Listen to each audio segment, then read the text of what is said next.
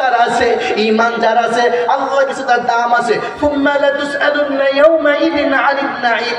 আল্লাহ তাআলা তোমাকে আমাকে ওই অন্ধকার কবরে দাঁড় করাবে কিনা বলো? জিজ্ঞাসা করবে, তিনটা প্রশ্নের উপর জিজ্ঞাসা করবে। সুম্মা লাতুসআলুন্না ইয়াওমাইযিন আনিন নাঈম। প্রত্যেকটা বিষয় পাই পাই করে, প্রত্যেকটা বিষয় খণ্ড খণ্ড করে জিজ্ঞাসা করবে। আর বলবে, বান্দা আফসোস কইরো না, আফসোস কইরো না, তুমি যদি ঈমানটাকে মজবুত করে আসছো দুনিয়াতে, তাহলে তোমার কোনো চিন্তা নাই, তোমার কোনো টেনশন নাই। এইভাবে মালাকুল মউত আজরাইল তোমাকে জান নেওয়ার পরে তোমার কোনো টেনশন নাই, আসেনি। এই জন্য ভাইরা আমার, বন্ধুরা আমার, অন্ধকার কবর এমন একটা জায়গা, ও আমার ভাইরা, বন্ধুরা আমার, ও আমার পর্দানিশীন আম্মা জানেরা, কথা আগুন দিলের কান দিয়ে শুনো। ওই অন্ধকার কবর এমন একটা জায়গা, লাইটের ব্যবস্থা নাই, ডাইনে মাটির বেড়া, বামে মাটির বেড়া, আবার উপর দিকে তাকাইবা কাঁচা বাঁশের সামিয়ানা, আবার মাটির বেড়া, থাকবে না কোনো সাদিয়ার বাতি, থাকবে নি। ওই অন্ধকার কবরে কেমনে থাকবা? উপায় নাই, উপায় নাই। ওই অন্ধকার কবরে কেমন যেন একটা ভয়ঙ্কর জায়গা। দুনিয়ার মধ্যে দেখবেন যখন বিদ্যুৎ চলে যায়, বিদ্যুৎ ওয়ালাদেরকে আমরা গালিগালাজ করি, করি কি করি না? কেন বিদ্যুৎ দেয় না, কেন কারেন্ট দেয় না? আর থাকতে পারতেছি কিনা, অন্ধকার ভালো লাগতেছে না, কারেন্টটা নাই, কেমন জানি একটা আনইজি ফিল করতেছি।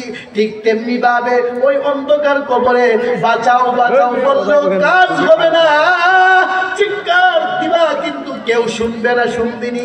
ডাইনে মাটির বেড়া, বামে মাটির বেড়া, আবার উপর দিকে তাকাইবা কাছে বাঁশের সামিয়ানা, এইভাবে দেখবা, কিন্তু কোনো ব্যবস্থা নাই, কেউ তোমাকে বাঁচাইতে পারবে না।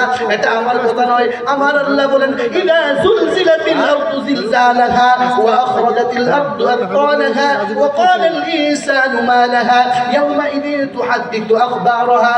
এইভাবে তোমার জমিন তোমার বিপক্ষে এইভাবে চাপ দিবে, কেউ তোমাকে বাঁচাইতে পারবে না।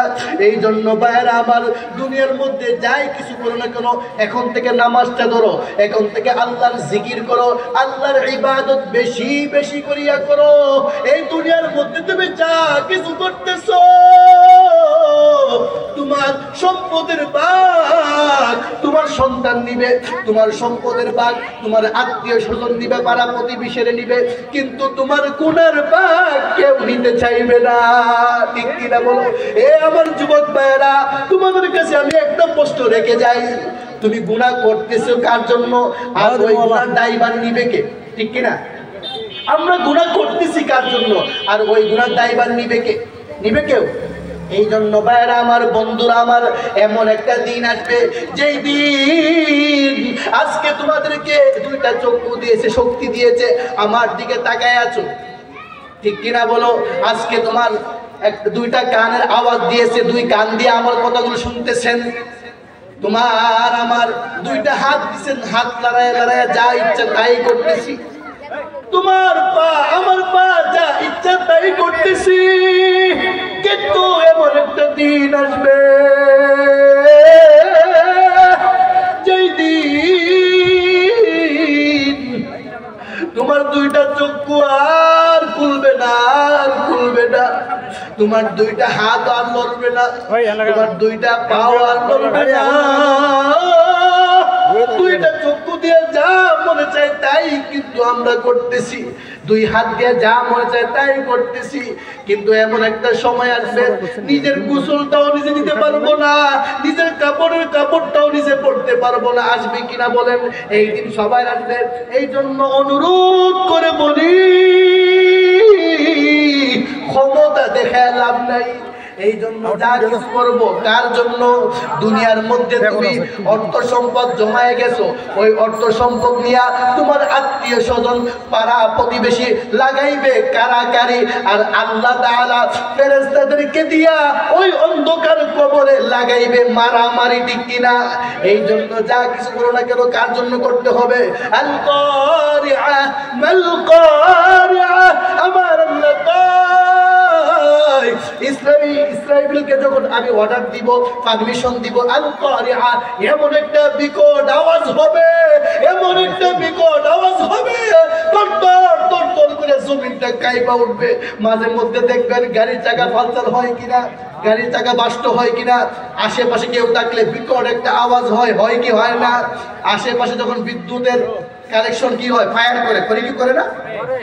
অনেক সময় দেখবেন বিদ্যুৎ ফায়ার করে, যখন ফায়ার হয় ঠাস ঠাস আগুনের আওয়াজ হয়, হয় কি হয় না?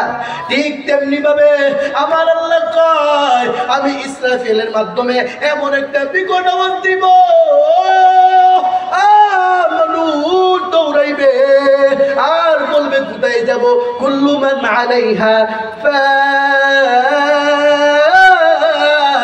ওই দিন পাঁচতলার বাড়ি কাজ হবে না, ওই দিন তোমার অর্থ কাজ হবে না, ওই দিন তোমার সম্পদ কাজ হবে না, ওই দিন তোমার ক্ষমতা কাজ হবে না, ওই দিন কাজ হবে ঈমান।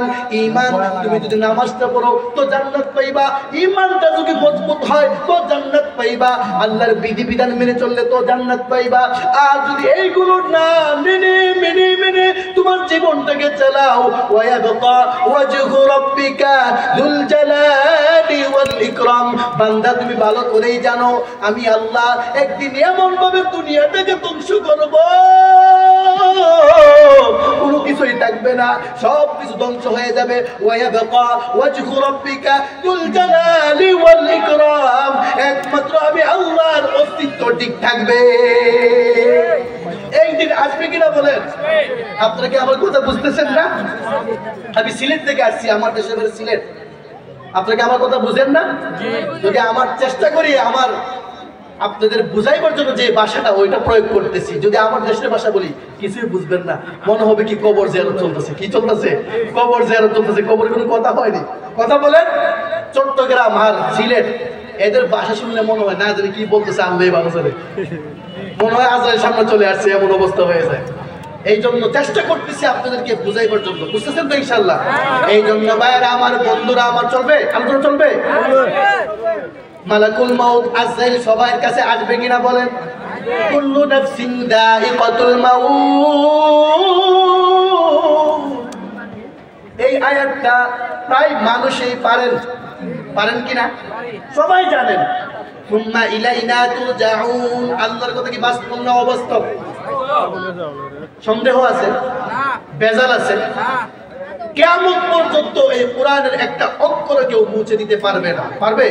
মাঝে মধ্যে নাস্তিক মুরতাদরা চায় এই দেশের মধ্যে ইসলামকে মুছে দিতে, কোরআনকে উঠায় দিতে। খোদার কসম কে বলতে পারি ওই কোরআনের একটা অক্ষর কেউ পরিবর্তন করতে পারবে না। ঠিক কিনা? আগেও পারে নাই, এখনো পারবে না, ভবিষ্যতেও পারবে না। মাঝে মধ্যে দেখা যায় কোরআনকে নিয়ে কথা বলে মাদ্রাসা